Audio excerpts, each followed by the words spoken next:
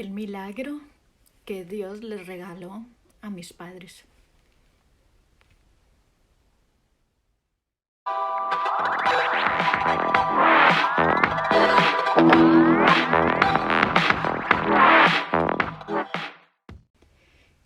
Corría el mes de junio de 1979. Yo nací en el 76, hagan cuentas. Estuve varios días enferma con fiebre, temperaturas muy elevadas. Y entonces mi mamá pues decidió llevarme al hospital. Cuando llegamos al hospital, los médicos le dijeron a mi mamá que lo que tenía yo era amigdalitis, pero la fiebre no bajaba. Entonces unos amigos de mis papás les aconsejaron que me llevara a un médico particular inmediatamente. Cuando el doctor me vio, le dijo a mis papás, no, a esta niña hay que llevarla inmediatamente al hospital. Y se fue con ellos. Estuve varios días enferma con fiebre, temperaturas muy elevadas. Y entonces mi mamá pues decidió llevarme al hospital.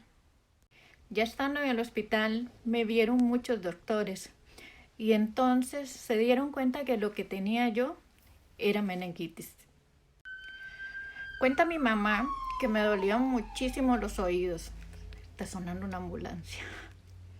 Me dolían muchísimo los oídos y la fiebre no paraba. Entonces ellos empezaron a preocuparse y los médicos también porque entré en coma.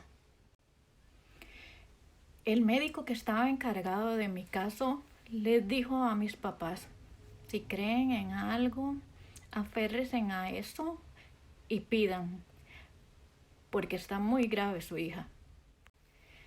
Todas las personas que conocían a mis papás les decían que tuvieran fe y estaban haciendo oración, cadena de oración por mí, por mi recuperación.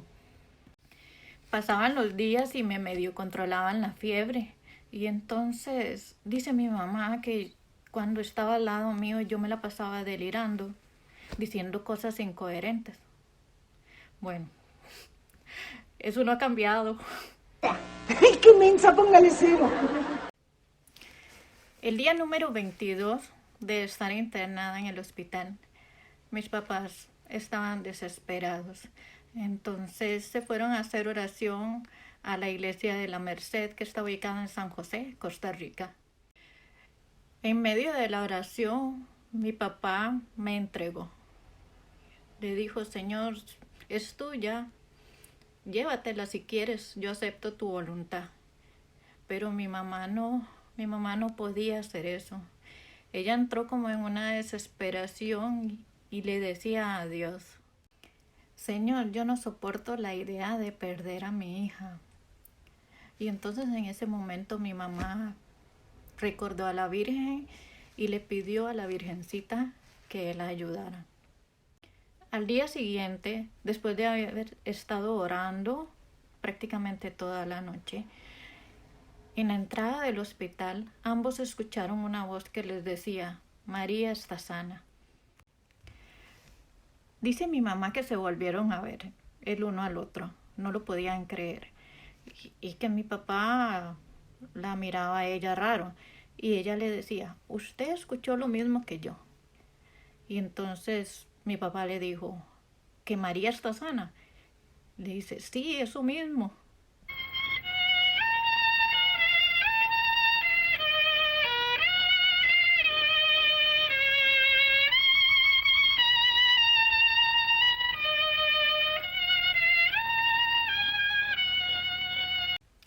Cuando entraron a mirarme, le contaron al médico que lo que había pasado, que Dios les había dicho que yo ya había sanado.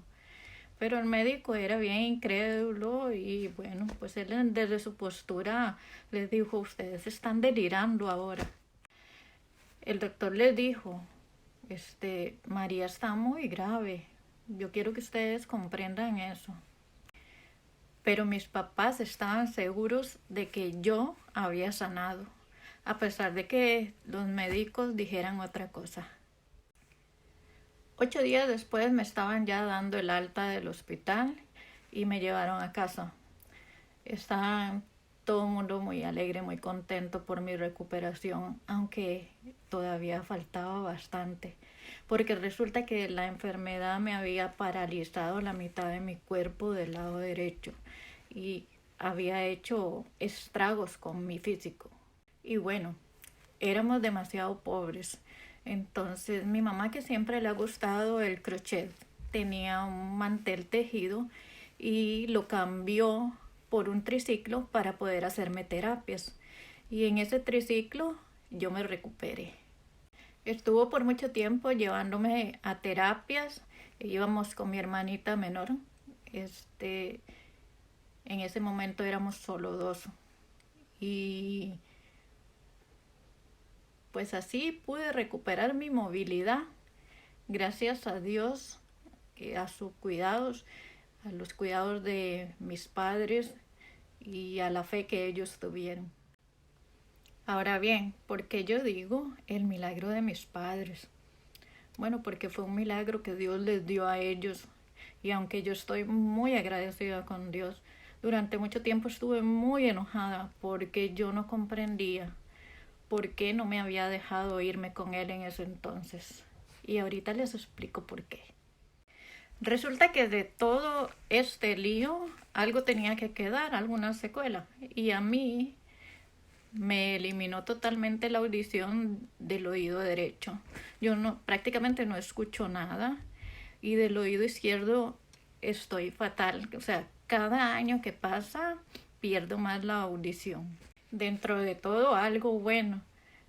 Cada vez que voy a hacerme un examen con el audiometrista, no pueden creer mi capacidad para hablar, porque a nivel de sordera que yo tengo, la mayoría de personas con ese problema les cuesta mucho hablar.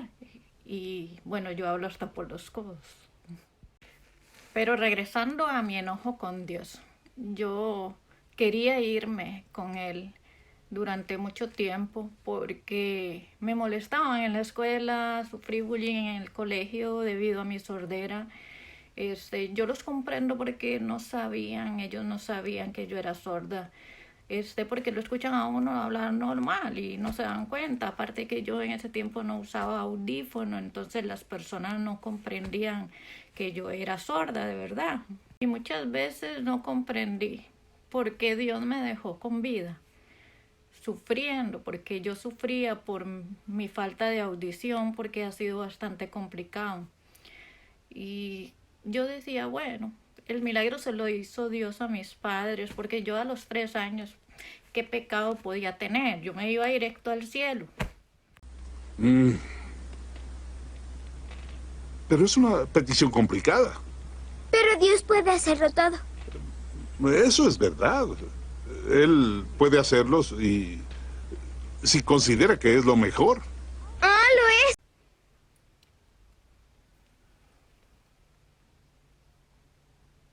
Ay, María Tomasa. ¿Y por qué María Tomasa? Porque sí, me pasó las de Tomás. Empecé a dejar de creer. Y yo decía, Señor, si existes, ¿qué te cuesta? Devuélveme mi oído. Si tú existes, si me estás escuchando, si hay alguien ahí, devuélveme mi oído. Hace unos días estaba haciendo una lectura en una página que se llama, creo que Fe Adulta es. Una señora, María Dolores López Guzmán, escribió un artículo que hablaba sobre el Evangelio, donde los discípulos después de la resurrección se encuentran con Jesús. Tomás pues no estaba presente y no cree, y entonces pues Tomás, ya conocemos la historia, que si no meto mi mano en tu costado, si no toco sus heridas, no voy a creer. Y entonces pues más adelante pues lo pudo comprobar por sí mismo porque Jesús se le apareció. Y estaba leyendo acerca de cómo Dios escucha nuestras peticiones y Él hace el milagro que Él considera oportuno. Por ejemplo, en esa época, cuando estaba ocurriendo eso, cuando está Jesús en la cruz, muchos le decían, Señor, si eres Dios, bájate de ahí. sálvate a ti mismo. Y él podía hacerlo. Les pregunto, no sé. Claro que podía, era Dios, pero no lo hizo porque estaba todo dispuesto para nuestra salvación como un plan divino. Luego está la otra petición, la petición de Tomás. La petición de Tomás de ver los signos de resurrección, de ver que Jesús tenía sus heridas de los clavos. Y sí decide el Señor darle este milagro a Santo Tomás. Y entonces escribe María Dolores, dice que el crucificado mostrara sus heridas. Fue una de las mejores noticias que trajo la resurrección, además de haber vencido a la muerte y de estar vivo, porque éstas se convirtieron en la señal de que el amor efectivamente deja huella, pero nunca va acompañado ni de la violencia ni de la venganza, sino de la paz y el perdón. Por eso, la mejor pista para encontrar la vida es dejarnos conducir por el amor inspirado en Jesucristo, pues aunque no veamos, Él nos llevará a la resurrección.